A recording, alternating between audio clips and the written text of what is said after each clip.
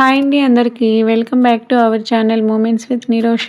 ఎలా ఉన్నారు అందరూ? నేనైతే బాగున్నాను అండ్ మీరు కూడా చాలా చాలా బాగుండాలని కోరుకుంటున్నాను. ఈ వ్లాగ్ వచ్చేసరికి నా డైలీ మార్నింగ్ రొటీన్ అండి. 5:30కి లేచాను. బయటకు వెళ్ళి చూస్తే చాలా చీకటిగా ఉంది, అందుకని మళ్ళీ లోపలికి వచ్చాను. నేనైతే ఫస్ట్ లేవగానే 4 ఉసిరికాయ ముక్కలు తింటానండి. నేనే కాదు, మా హస్బెండ్ మా పిల్లలకు కూడా ఇస్తాను, తింటారు. ఇదైతే నేను మొన్న షార్ట్ లో అప్లోడ్ చేశాను, ఎలా స్టోర్ చేసుకోవాలో ఉసిరికాయ ముక్కలని. తర్వాత నేను హాట్ వాటర్ తాగుతాను. నేను కిచెన్ లోకి వచ్చేసరికి మా అత్తయ్య అంట్లు కడిగి స్టవ్ వల్ల కూడా తుడిచింది. ఇంట్లో వాళ్ళందరూ కూడా ఆల్రెడీ టీ పెట్టుకొని తాగేశారు. నేనైతే డైలీ మార్నింగ్ హాట్ వాటర్ తాగుతాను. మీరు టీ తాగరా అంటే టీ కాదండి, కాఫీ అంటే ఇష్టం నాకు. ఈవినింగ్ టైంలో తాగుతాను, అది కూడా. ఇంకా వాటర్ తాగేసి బయటకు వచ్చాను. ఇంకా చీకటిగానే ఉంది. ఇంకా అయినా చిమ్మేసి ముగ్గు పెట్టుకుందామని బయటంతా కూడా చిమ్ముకున్నాను. ఫస్ట్ చిమ్మిన తర్వాత వాటర్ చల్లుకొని ఇంకా ముగ్గు వేసుకున్నాను. నార్మల్ డేస్ కాబట్టి నేను చిన్నగానే వేసానండి. ఏదైనా అకేషన్స్, స్పెషల్ డేస్ అప్పటి వరకు కొంచెం పెద్ద ముగ్గు వేసుకొని రంగులు వేసుకుంటాను. ఇప్పుడు నార్మలే కాబట్టి చిన్న ముగ్గు వేసుకున్నాను.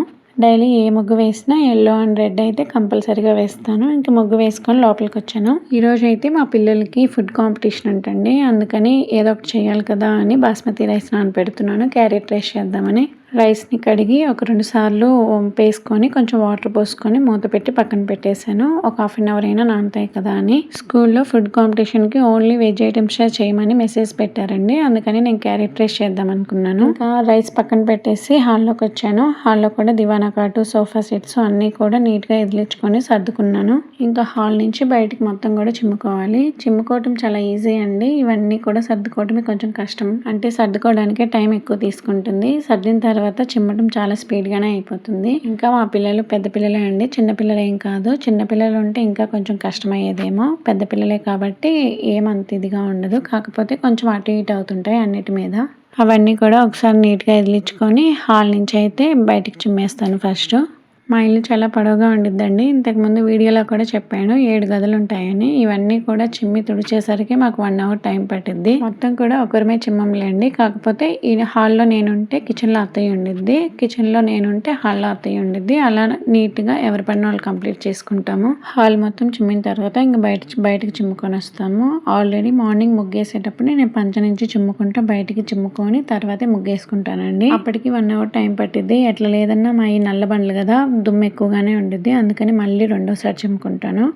ఇంక ఇదంతా చిమ్ముకున్న తర్వాత లోపలికి వచ్చాను కిచెన్లోకి. ఒక 1/2 అవర్ టైం పట్టింది కదా, బియ్యం కూడా నానిపోయాయి. ఇంకా కలాకానీ చేద్దామని అత్తయ్య అయితే పాలు పిండుకొని వచ్చారు అప్పుడే, అందుకని కలాకానీకి పాలు పొయ్యి మీద పెట్టాను. బాస్మతి రైస్తో కాబట్టి కరెక్ట్ క్వాంటిటీగా ఉంటేనే బాగుంటుంది వాటర్, అందుకని కొలిచి వాటర్ పోస్తున్నాను. ఎసురు కాగిన తర్వాత ఈ నానిన బియ్యాన్ని కూడా అందులో వేసుకొని నేను ఉడికించుకుంటాను. తర్వాత రైస్ ఆరబెట్టుకొని తాలింపు పెట్టుకుంటాను.